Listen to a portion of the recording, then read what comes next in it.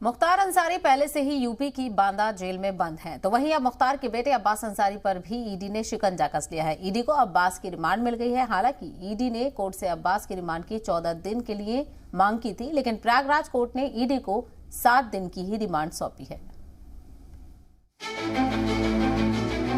मुख्तार अंसारी के एमएलए बेटे अब्बास अंसारी का ईडी इम्तिहान आज से शुरू होने जा रहा है। ईडी को अब्बास अंसारी की रिमांड 7 दिनों के लिए मिल गई। आमदनी से ज्यादा इमलाक के मामले में ईडी की रिमांड का वक्त आज शाम 5 बजे से शुरू होगा। हालांकि इन 7 दिनों में ईडी की भी अग्नि परीक्षा होगी, क्योंकि ईडी को पुख्ता सबूत जुटाने हैं। माना जा रहा है कि ईडी की टीम अब्बास अंसारी को लखनऊ, गाजीपुर और मऊ के ठिकानों पर भी ले जा सकती है। प्रयागराज की जिला अदालत ने रिमांड देने से कब्ल कुछ शराइत भी ईडी के सामने रखी, जिनमें शर्त नंबर 1 ये है कि पूछगछ के दौरान अब्बास को टॉर्चर नहीं किया जाएगा। शर्त नंबर 2, अब्बास जरूरत के मुताबिक अपने वकील से मिल सकते हैं। अब कस्टडी रिमांड साक्ष्य एकत्र करने के लिए मांगा गया था, लेकिन माननीय न्यायालय द्वारा यह आदेश किया गया है कि उसको टॉर्चर नहीं करेंगे, उसके साथ मिसबिहेव नहीं करेंगे। वो है अपने अभियुक्त से कंसल्ट कर सकता है, लेकिन उनके अधिवक्ता जो है ईडी के कार्रवाई में कोई इंटरफेयर नहीं करेंगे। और ईडी जब उनको कस्टडी में ले, इसके पहले उसका मेडिकल टेस्ट कराया जाए, उसको मेडिकल सुविधाएँ भी दिया जाए।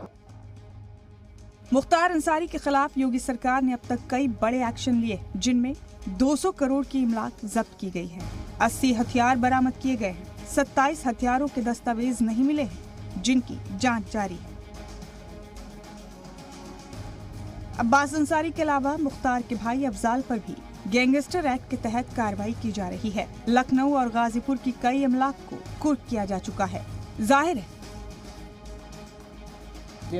माफियाओं के खिलाफ कार्रवाई जो है वो लगातार चल रही है, चाहे वो कोई माफिया हो, IS 191 के मुख्तार गैंग के अपराधी हो, या फिर शिक्षा माफिया हो, हेरोइन के तस्कर हो, गौ तस्कर हो, अनेक इस तरीके के माफियाओं के ऊपर कार्रवाई जो है वो चल रही है। अगर हम लोग सिर्फ IS 191 मुख्तार अंसारी गैंग के बारे में बात करेंगे तो अभी तक विगत कुछ सालों में पिछले लगभग 200 करोड़ रुपए की संपत्ति का जब्तीकरण और ध्वस्तीकरण दोनों अगर हम लोग कंबाइन करें तो उतना अमाउंट मुझे लगता है कि हो जाएगा। योगी सरकार माफियाओं के खिलाफ लगातार एक्शन में है। ऐसे में ईडी का एक्शन भी मुख्तार अंसारी के परिवार पर हो रहा है। लिहाजा माना जा रहा है कि जल्द ही ईडी भी मनी लॉन्ड्रिंग केस में बड़ी कार्रवाई की तैयारी कर रही है। Bureau report, C media.